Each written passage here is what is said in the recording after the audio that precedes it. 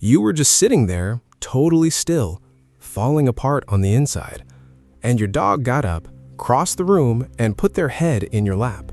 No warning, no reason, just new. Now, you've probably told yourself it was a coincidence, or that they just wanted attention, or that dogs are just like that. But here's the thing, scientists actually tested this, and what they found doesn't just explain your dog, it explains cats, horses, elephants, and something about emotions that most humans never stop to consider. Stay with me, because by the end of this video, you're going to look at your pet completely differently. Quick question before we go any further. Has your pet ever shown up for you when you were having a bad day? Drop it in the comments. I have a feeling this is going to be the most emotional comment section on the internet today. We've always assumed that animals react to us based on what we do, what we say, how we move, how we act. But what if they're not reacting to your behavior at all? What if they're reacting to something you're broadcasting completely without knowing it every single time you feel something? That changes everything, and it starts with your nose. Well, their nose. Most people assume animals pick up on sadness the way a toddler does. You're crying, you look sad. Animal sees sad face, animal comes over. Simple, visual, obvious. And look, that's not wrong exactly, but it's like saying a Formula One driver just turns the wheel. Technically accurate, wildly underselling what's actually happening. Because here's what most people don't realize. Your emotions don't stay inside your body. They leak out. Every time you feel something intense, stress, grief, fear, joy, your body releases a chemical cocktail into the air around you. Hormones, sweat compounds, micro changes in breath and heartbeat. You can't detect any of it. You're basically emotionally invisible to yourself. But to certain animals, you are the loudest thing in the room. And that's just the beginning, because dogs specifically can do with that information is honestly unsettling.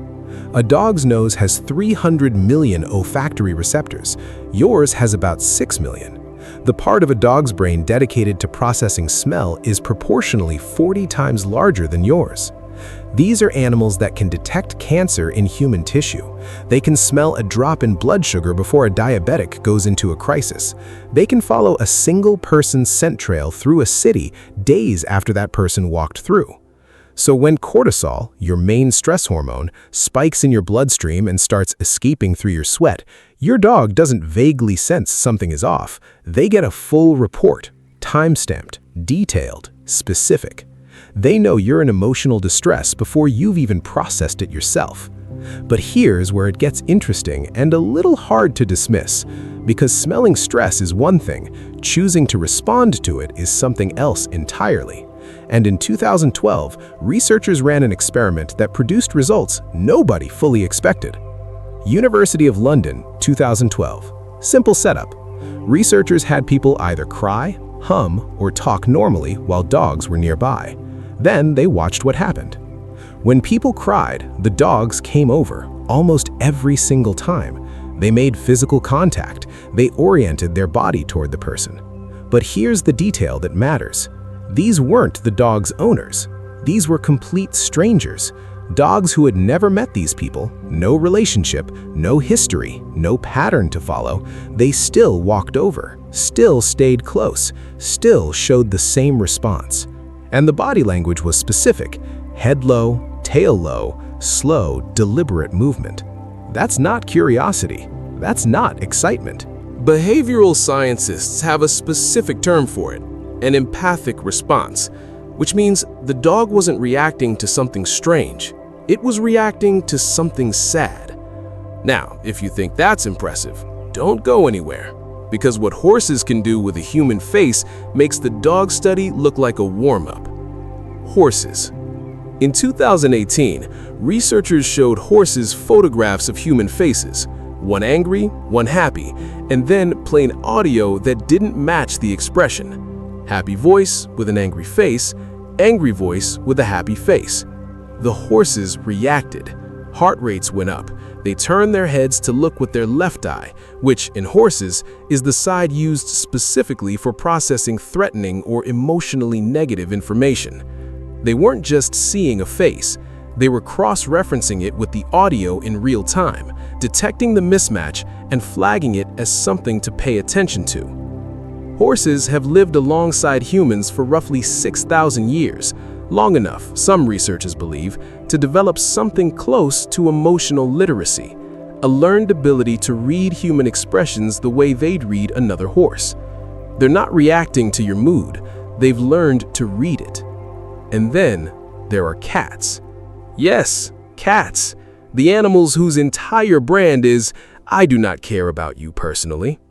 A 2015 study found that when their own owner looked upset, cats moved closer, went quieter, and reduced their activity, stayed nearby without being asked.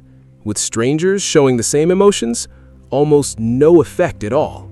They weren't responding to human sadness in general. They were responding to their person's sadness specifically. That's not indifference, that's loyalty with a poker face. Here's what all of this actually means. Across dogs, cats, horses, and elephants, across millions of years of evolution, one instinct kept surviving: move toward pain, not away from it. Not because it's safe, not because it's logical, but because social animals that couldn't detect suffering in their group didn't survive as a group. Emotional sensitivity isn't soft, it's infrastructure. And your pet? They didn't learn it from you.